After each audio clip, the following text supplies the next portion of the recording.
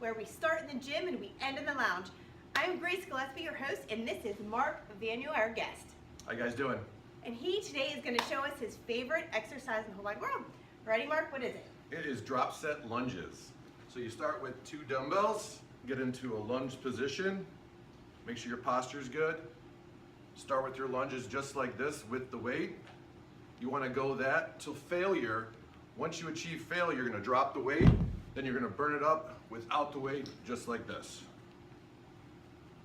Nice. And that is my favorite exercise. Cool. Thank you so much. Well, that is our workout today, and we are going to go over and we will see you in the lounge. And this is Bo. He just had to be in this video today. We will see you over there. Hey everyone, welcome back to the Muscle Vodka Lounge with Grace Gillespie and Mark Vanyo. So, we are going to get started with asking Mark, so tell me how you got started in the fitness industry and what you do and about your business and about you. I got started in martial arts when I was 5 years old. My mom took me to the YMCA, took my first karate class, and the rest is history. Oh boy. And I'll be celebrating 40 years of practicing martial arts this year. Wow, that's huge. Yeah, a long time. Wow, very cool. So how old did you just say you were? I'm 45. No, when you started? Oh, when I started I was 5 years old. Oh, okay. Wow. So tell me about your business. Now, what do you do? I teach traditional Taekwondo martial arts, Muay Thai kickboxing, and we just started a Brazilian Jiu-Jitsu program as well. So like MMA type stuff. Very cool, huh? So you're right here in the Cleveland area, right? In Strongsville. Been there for almost 20 years now, teaching. Wow, that's awesome. Yeah, it's a pretty good way of life, pretty good quality. Wow, very cool. So tell me, what is your favorite cheat meal? My favorite cheat meal would have to be cookies. Cookies. Yes, I love them, especially in the morning with a nice cup of coffee. Oh, what kind of cookies? Any particular? So let's see here. Chips Ahoy, the soft style. Oh. Yeah, has to be Chips Ahoy, the soft style. Did you ever try and make those, there's these no-bake cookies that I'll make, but they're like a healthier version. They have like, peanut butter and oatmeal and then using cocoa. I haven't tried those.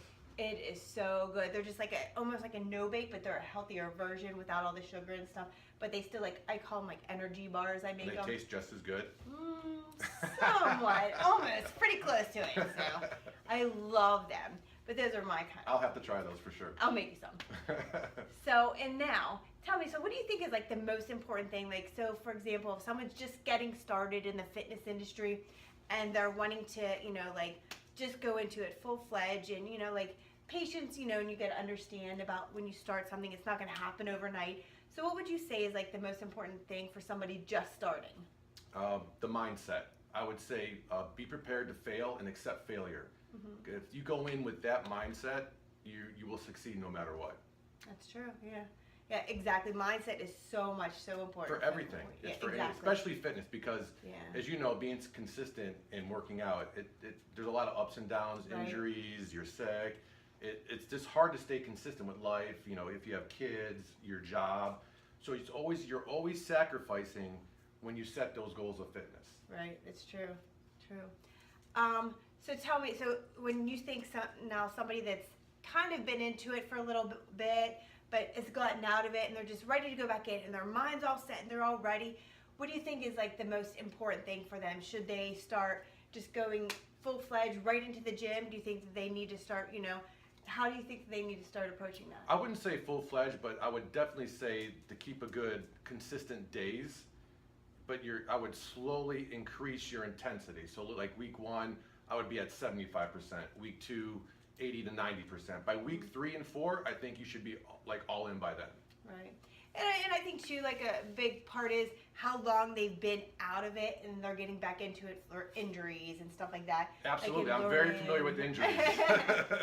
Oh yeah, oh boy. I think I lived in tape for like 15 years of my life. Oh gosh, and that's why it's like so important because you never ever know. Even like the most experienced person in the world, you can be getting into the the fitness industry and you're like how to do the proper form and everything, and just like one little tweak and it can screw it all up. But I tell you what's really helped me is the martial art mentality. If you have an injury, you learn to work around it because that's what really sets a lot of people back and off track in fitness today is they'll get an injury and they're like, oh, I can't do anything. Right. That's not it. You can do something. That's so true. And it keeps you mentally in the game as well. Yeah, that's so true. Because you'll have people, and I've had clients who are like, oh, I can't come in, I hurt my knee. And I'm like, well, we can still work upper body. And they're like, right. no, I can't. Or they'll be like, my arm, it's all messed up. I have tendonitis or something. I'm like, well, we can work your lower body or, do something that's not going to There's always something you can do. There's always something you can do. Unless you're in a full body cast, then you're kind of screwed Right. there. However, other than that, you're pretty good.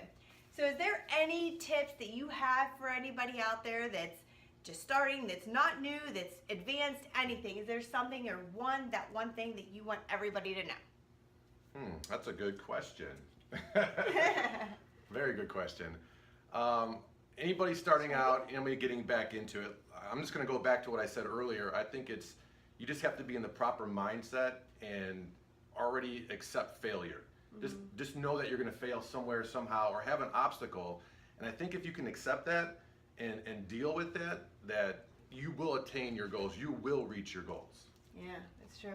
And in patience, is a lot of the things. A lot of people go in this thinking things are going to happen overnight, but nothing happens overnight. You have to put you're motivated. You got to put your dedication into it, and you got to put your all into something. Whenever you start something, and you just got to press forward, because there is going to be things that kind of stall you. But then on your way, you get it. As long as you're moving forward, and as long as you're not going backwards, you're still progressing.